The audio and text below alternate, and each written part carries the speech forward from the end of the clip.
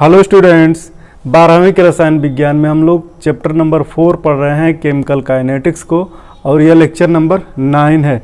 इसके पहले के लेक्चर्स में हम लोगों ने पढ़े हैं कि एक शून्य कोट की अपक्रिया के लिए वेग समीकरण को कैसे समाकलित किया जाता है और एक प्रथम कोट की अपक्रिया के लिए वेग समीकरण को कैसे समाकलित किया जाता है। और आज की इस वीडियो में हम लोग पढ़ने वाले हैं अपक्रिया की अर्ध आयु। तो इस वीडियो में हम लोग पढ़ेंगे शून्य कोट की अपक्रिया के लिए अपक्रिया की अर्ध आयु को और प्रथम कोट की अपक्रिया के लिए अपक्रिया की अर्ध आयु को। लेकिन इससे पहले हम लोग देखते हैं कि अपक्रिया की अर्ध आयु किसे कहते हैं। अपक्रिया की अर्ध आयु half life of a reaction. किसी रासायनिक अपक्रिया में अभिकारक की प्रारंभिक सांद्रता के आधा होने में जितना समय लगता है उसे अपक्रिया की अर्ध आयु कहते हैं। इसे टी हाफ द्वारा प्रदर्शित करते हैं। ठीक है, पॉइंट को समझे। डिफिनीशन बहुत ही सिंपल है। किसी भी रासायनिक अपक्रिया में अभिकारक की मात्रा मान लो हमने लिया है 10 ग्राम, ये अभिकारक ले लिया है 10 ग्राम। अब जितने समय बाद इस अभिकारक की मात्रा 5 ग्राम बचे, प्रारंभिक सांद्रता के आधी बचे, इसमें लगे समय को ही हम टी हाफ कहते हैं। ठीक है, तो किसी रासायनिक अपक्रिया में जब अभिकारक की प्रारंभिक सांद्रता आधी हो जाती है उसी को हम कहते हैं टी हाफ, उसमें लगने वाले समय को टी हाफ कहते हैं। इसके लिए दूसरी डिफिनीशन भी है। किसी अपक्रिया का आधा भाग पूर्ण होने में जितना समय लगता है उसे अर्ध आयु कहते हैं। ठीक है, एक अपक्रिया जितने समय में आधी पूरी हो जाएगी उसी को हम क्या कहेंगे, अपक्रिया की अर्ध आयु कहेंगे। तो चलो सबसे पहले शुरू करते हैं शून्य कोटि की अपक्रिया के लिए अपक्रिया की अर्ध आयु। शून्य कोटि की अपक्रिया के लिए अर्ध आयु, इसको अर्धायु भी कहेंगे। ठीक है, अर्ध आयु। आप याद कीजिए कि एक शून्य कोटि की अपक्रिया के लिए समाकलित वेग समीकरण क्या होता है। एक शून्य कोटि की अपक्रिया के लिए समाकलित वेग समीकरण K = R0 - R/T, जहां R0 अभिकारक की प्रारंभिक सांद्रता है और R क्या है, T समय के पश्चात अभिकारक की सांद्रता। ठीक है, T समय के पश्चात अभिकारक की शेष सांद्रता। चूंकि अपक्रिया हो रही है तो प्रारंभिक सांद्रता जितनी हमने लिया था उससे क्या होगी, सांद्रता घटती जाएगी। जैसे जैसे अपक्रिया आगे बढ़ेगी उसकी सांद्रता कम होती जाएगी। ठीक है, तो ये है शून्य कोटि की अपक्रिया के लिए समाकलित वेग समीकरण। अब यहाँ देखें आप, जब T किसके बराबर हो, T हाफ के बराबर हो जाए, अर्ध आयु पर पहुंच जाए, उस समय अभिकारक की सांद्रता क्या होगी। जब T = T हाफ तो अभिकारक की सांद्रता R जो है चेंज होकर किसके बराबर हो जाएगी, प्रारंभिक सांद्रता की आधी हो जाएगी। इसको हम क्या लिखेंगे, 1/2 R0 का कॉन्सेंट्रेशन। ठीक है, इसके पहले वाली वीडियोस में हमने 0 को अंदर लिया था, R0 इस तरह से। तो यहाँ घबराने की कोई ज़रूरत नहीं है, यह केवल एक सिंबॉलिक रिप्रेजेंटेशन है, इससे कोई अंतर नहीं पड़ता है। वहाँ पे हमको अपक्रिया की कोट के रूप में R0 ऊपर भी दिखाना था, तो इसलिए हमने 0 को यहाँ अंदर ले लिया था कॉन्सेंट्रेशन वाले, ताकि आप भ्रमित ना हो। तो यहाँ 0 को बाहर लिखें अंदर लिखें, कोई दिक्कत नहीं। अब देखें R का सांद्रण कितना होगा, हाफ R0 के। ये वैल्यूज हम क्या करेंगे, इसमें रखेंगे। ठीक है, अर्ध आयु पर वेग स्थिरांक, वेग स्थिरांक कितना हो जाएगा, यहाँ देखिए आप, अर्ध आयु पर वेग स्थिरांक K का मान हो जाएगा R0 का कॉन्सेंट्रेशन माइनस, यहाँ क्या करेंगे, R की जगह हम रखेंगे हाफ R0 का कॉन्सेंट्रेशन बटे T की जगह क्या रखेंगे, T हाफ रखेंगे, T हाफ। ठीक है, R0 में से हाफ R0 अगर घटा देंगे तो क्या बचेगा, हाफ R0 ही बचेगा, हाफ R0 बटे T हाफ।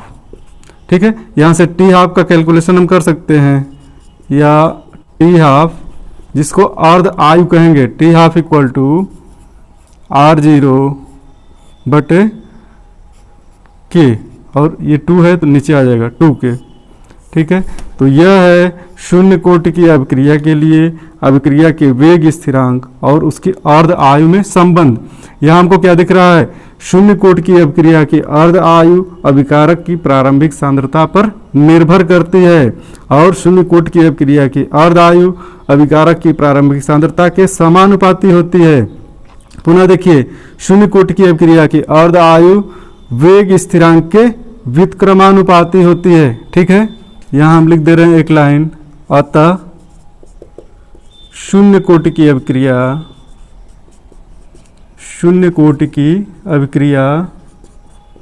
अभिकारकों के प्रारंभिक सांद्रण पर निर्भर करती है। टी हाफ क्या होगा, इस R0 पर निर्भर करेगा, R0 के कॉन्सेंट्रेशन पर। यहाँ हम R0 का मान जितना ही ज़्यादा लेंगे, टी हाफ उस अभिक्रिया के लिए उतना ही ज़्यादा होगा। यानी एक शून्य कोटि की अभिक्रिया अगर हम करा रहे हैं तो अभिकारक की जितनी अधिक मात्रा लेंगे उसका आधा भाग पूरा होने में उतना ही ज़्यादा वक्त लगेगा। ठीक है, अब हम चलते हैं प्रथम कोटि की अभिक्रिया के लिए। अर्ध आयु क्या होगी, इस इक्वेशन को लिखते हैं। प्रथम कोटि की अभिक्रिया की अर्ध आयु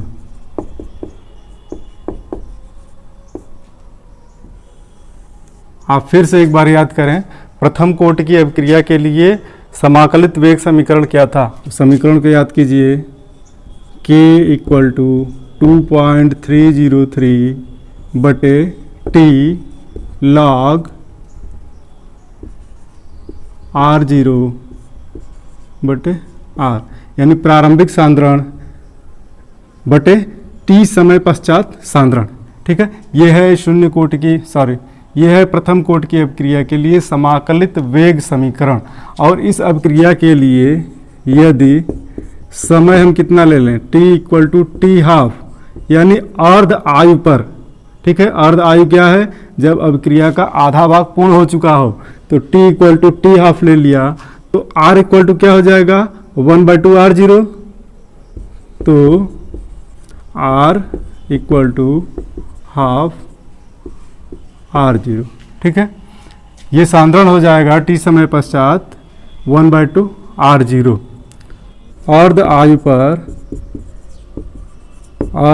पर वेग स्थिरांक को हम कैसे लिखेंगे, K इक्वल टू 2.303 बटे, अब T की जगह हम लिखेंगे T हाफ क्योंकि अर्ध आयु पर लिख रहे हैं, log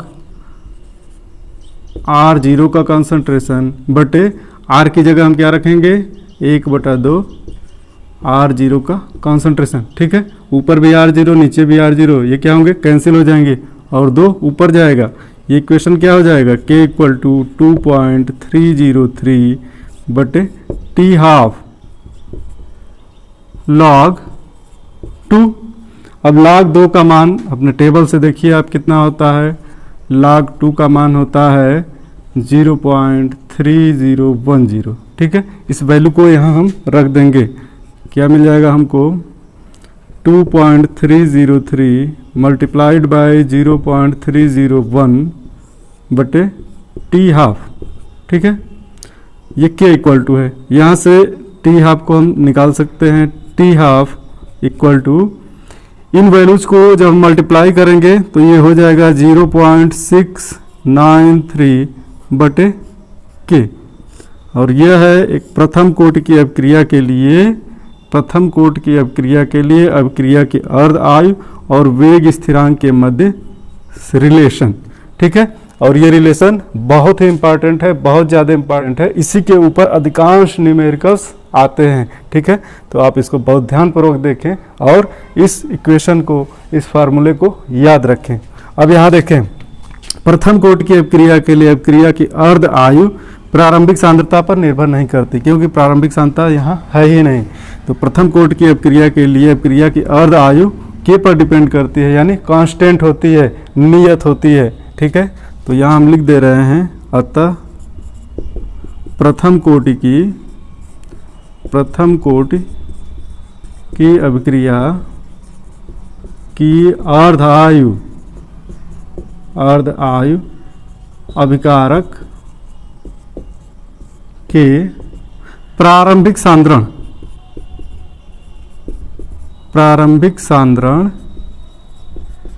पर निर्भर नहीं करती। ठीक है, तो ये चीज़ें आपको समझ में आ गई होंगी। आने वाली वीडियो में, नेक्स्ट वीडियो में हम लोग अब न्यूमेरिकल्स करेंगे, और न्यूमेरिकल किन पे होंगे? अभिक्रिया के अर्ध आयु के ऊपर और समाकलित वेग समीकरण पे। ठीक है, तो मिलते हैं नेक्स्ट वीडियो में। Thank you.